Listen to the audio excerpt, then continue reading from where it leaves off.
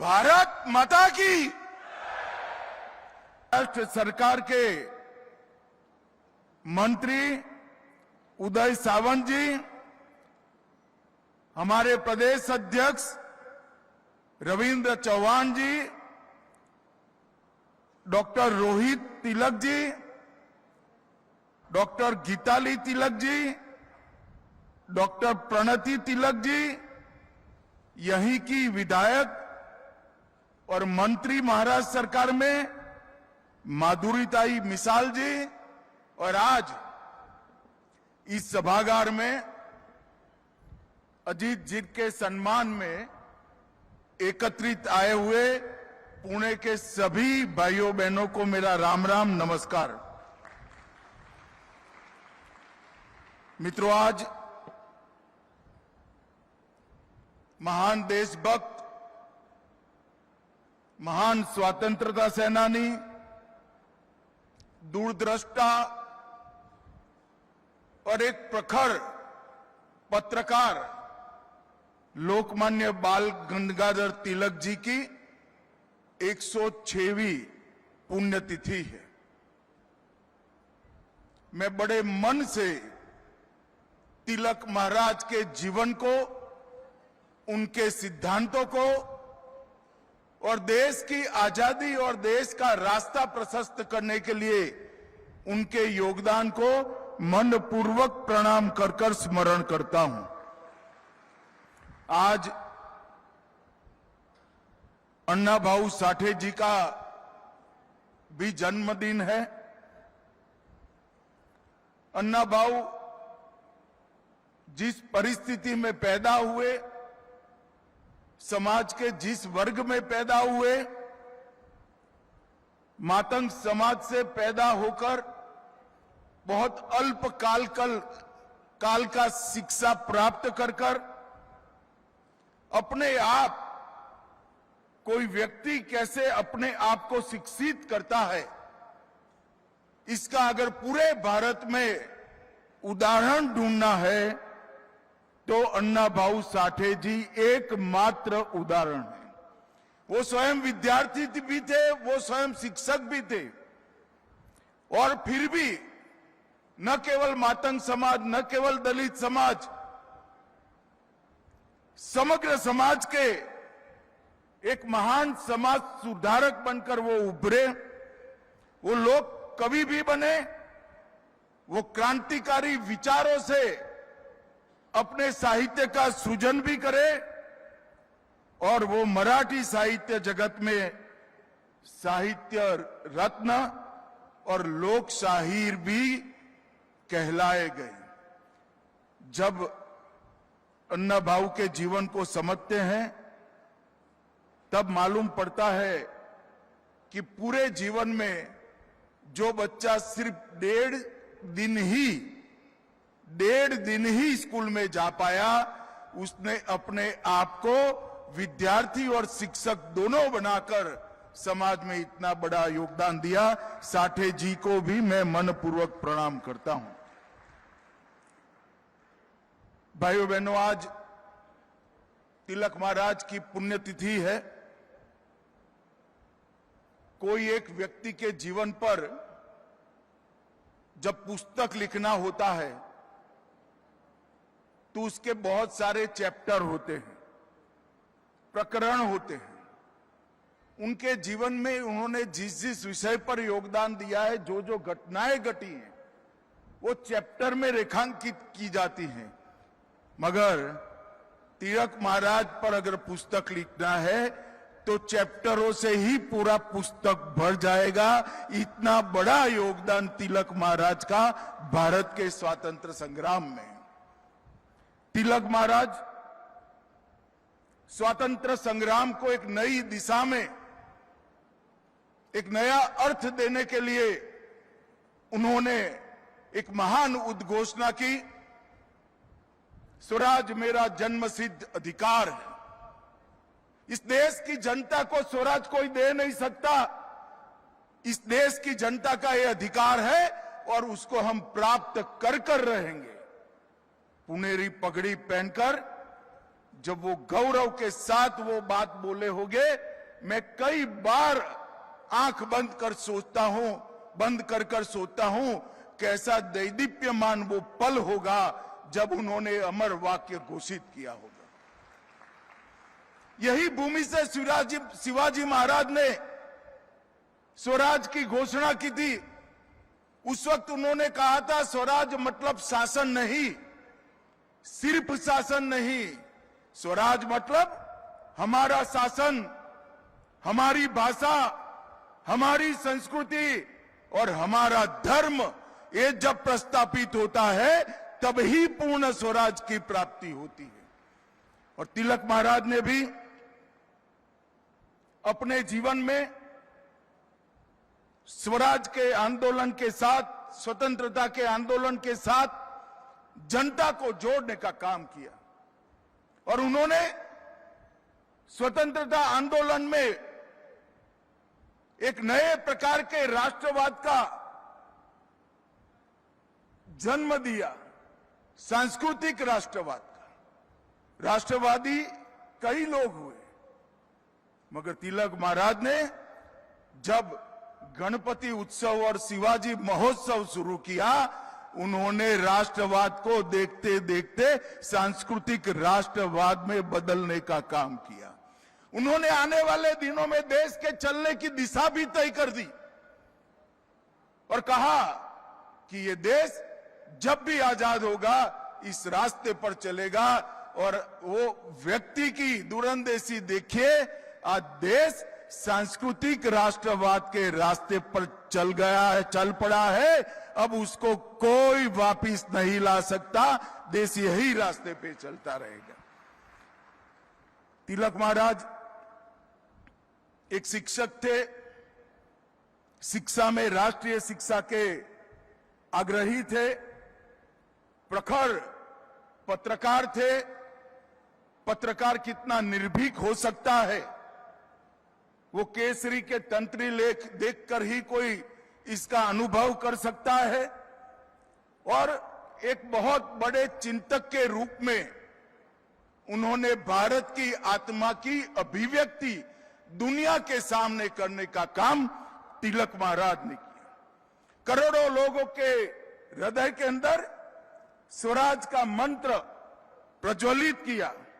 एक युग पुरुष, एक महान शिक्षक, एक निर्भीक पत्रकार, चिंतक, कर्मयोगी लोकमान्य बाल गंगाधर तिलक की जोड़ पूरे स्वतंत्रता संग्राम में किसी के साथ मेल नहीं खाती है, वो सबसे ऊपर थी। मित्रों, इन्होंने अभी मुझे भी गुजराती में तिलक महाराज की गीता का अनुवाद दिया गया।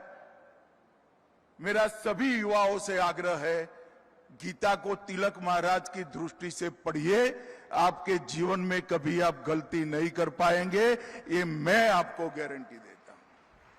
ये जो ग्रंथ है वो श्रीमद् भगवत गीता का व्यवहारू स्वरूप क्या हो सकता। एक आम आदमी, एक विद्यार्थी, एक युवा, एक किशोर, एक नागरिक भगवत गीता को कैसे जी सकता है, उसका व्यवहारू स्वरूप तिलक महाराज ने हम सब के सामने रखने का काम। उन्होंने उस जमाने में new English school, Deccan education society और फर्ग्यूसन कॉलेज तक की पूरी ही शिक्षा की चक्र की व्यवस्था पुणे में करने की व्यवस्था की। और उन्होंने बुद्धि को ज्ञान देना ये शिक्षा का काम है, ये मंत्र दिया। चरित्र को दृढ़ीभूत करना वो शिक्षा का काम है। और शिक्षा प्राप्त कर कर जो बड़े होते हैं वो सभी भारत माता के चरणों में समर्पित करें, वो शिक्षा है, वो व्याख्या उन्होंने की। अंग्रेज अगर किसी अखबार से डरते थे तो केसरी और द मराठा से डरते थे, और उसमें अखबार से ज्यादा तिलक महाराज का बहुत बड़ा योगदान था। उन्होंने पहली बार प्रस्तापित किया था कि राष्ट्र की चेतना को जगाए बगैर स्वतंत्रता अगर मिलती भी है तो वो स्वतंत्रता का कोई मूल्य नहीं है। राष्ट्र की चेतना को जगाकर ही स्वतंत्रता प्राप्त करनी चाहिए। दूसरा उन्होंने कहा था, संगठन के बगैर, जनशक्ति के बगैर राष्ट्र शक्ति कभी निर्मित नहीं हो सकती। और उन्होंने कई प्रकार के उत्सवों के माध्यम से न केवल महाराष्ट्र, देश भर की जनता को संगठित करने का काम किया। आत्मनिर्भरता, अनुशासन और उत्तरदायित्व को भी, कर्तव्य को भी, इनके स्वराज पर के जितने भाषण हुएंगे उसको पढ़ोगे तो मालूम पड़ेगा कि आत्मनिर्भरता वो भी स्वराज का हिस्सा है, अनुशासन, डिसिप्लिन वो भी समाज का हिस्सा है, स्वराज का हिस्सा है, और कर्तव्य भाव देश के प्रति, हमारे संविधान के प्रति, वो भी स्वराज का हिस्सा है। मैं मानता हूं कि एक ही व्यक्ति ने अपने एक जीवन में इतने सारे काम किए कि जब तिलक महाराज का देहांत हुआ, महात्मा गांधी को भी कहना पड़ा, ये लोकमान्य थे, लोगों में सबसे लोकप्रिय तिलक महाराज थे। और ये बात हम सब के लिए बहुत अकूट प्रेरणा का स्रोत है। उनका जीवन, उनका कवन, जो बोले हैं, जो लिखा है, वो आज के युवा और किशोरों के लिए प्रेरणा स्रोत है। मैं सभी को मन पूर्वक अपील करना चाहता हूं, तिलक महाराज को पढ़िए, आपको मालूम पड़ेगा कि तिलक महाराज का लेखनी कभी कालबाह्य नहीं होगा, ये एटर्नल है, हमेशा देश का मार्गदर्शन करता रहेगा। मित्रों, आज मैं लोकमान्य तिलक राष्ट्रीय पुरस्कार अभी अभी श्रीमान अजीत डोभाल जी को दिया गया, वो देने के लिए आया हूं।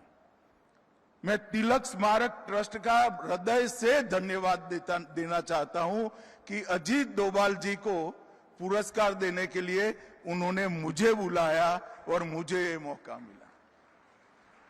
मित्रों, हमारे समाज जीवन में पुरस्कार को तमका मानते हैं। पुरस्कार तमका नहीं है।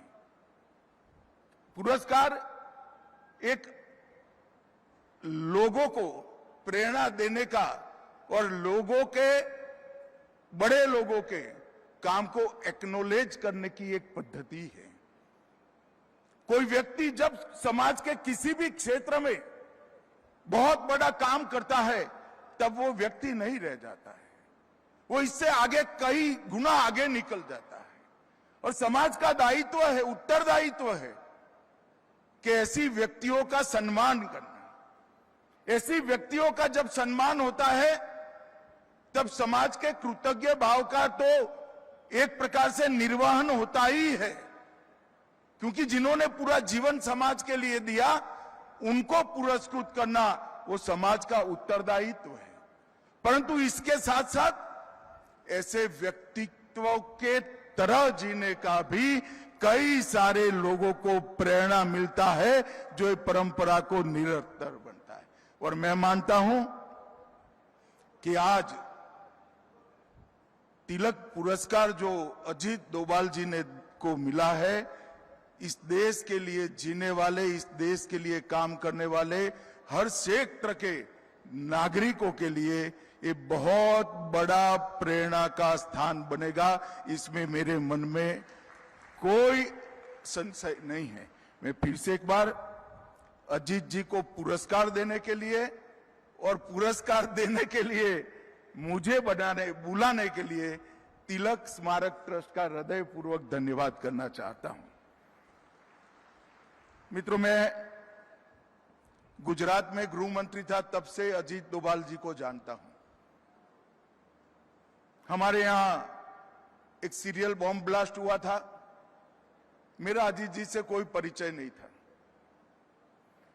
मुझे नरेंद्र मोदी जी ने, उस वक्त गुजरात के मुख्यमंत्री थे, उन्होंने कहा था कि सिर्फ ये बॉम्ब ब्लास्ट नहीं, बॉम्ब ब्लास्ट के पीछे जो लोग हैं और देश भर में जितने बॉम्ब ब्लास्ट हुए हैं उसकी जांच गुजरात पुलिस ने करनी चाहिए। और आप अजीत डोभाल जी को बुलाइए और उनके साथ, आपके अफसरों के साथ बैठकर चर्चा करिए। मुझे याद है मेरे घर पर अजीत जी आए थे, दोपहर का वक्त था, और उन्होंने जो टिप्स दी थी इसका परिणाम ये था कि न केवल अहमदाबाद बॉम्ब ब्लास्ट, देश भर के 13 बॉम्ब ब्लास्ट एक साथ गुजरात पुलिस ने रिजॉल्व किए थे। ये बहुत बड़ी उपलब्धि। जब मोदी जी 2014 में प्रधानमंत्री बने, उन्होंने सबसे पहला अपॉइंटमेंट प्रधानमंत्री के नाते किया था, तो प्रिंसिपल सेक्रेटरी का नहीं किया था, अजीत डोभाल जी के एनएसए के रूप में चयन करने का काम किया। और मोदी जी के कालखंड का जब भी इतिहास लिखा जाएगा, आंतरिक सुरक्षा और बाहरी सुरक्षा की कोई मीमांसा करेगा तो स्पष्ट रूप से अजीत डोभाल जी के लिए उसको एक स्वर्णिम पृष्ठ रिजर्व रखना ही रखना पड़ेगा, इसमें किसी को संशय नहीं। मोदी जी गुजरात में थे तब से चर्चा करते थे किस देश की विदेश नीति में रीढ़ की हड्डी का अभाव दिखाई पड़ता है। जब वो प्रधानमंत्री बने, मैंने पहले पार्टी के अध्यक्ष के रूप में और इनके कैबिनेट के साथी के रूप में बारीकी से देखा है। आज भारत की विदेश नीति रीढ़ की हड्डी वाली विदेश नीति बनी है, इसमें कोई डिनाई नहीं कर सकता। हमने सम्मान के साथ दुनिया में हमारा स्थान मजबूत किया है, और मोदी सरकार ने ये जो अचीव किया है उसमें भी अजीत डोभाल जी का बहुत बड़ा योगदान है। मित्रों, एक युवा अधिकारी गढ़वाल से आकर 72 में 68 में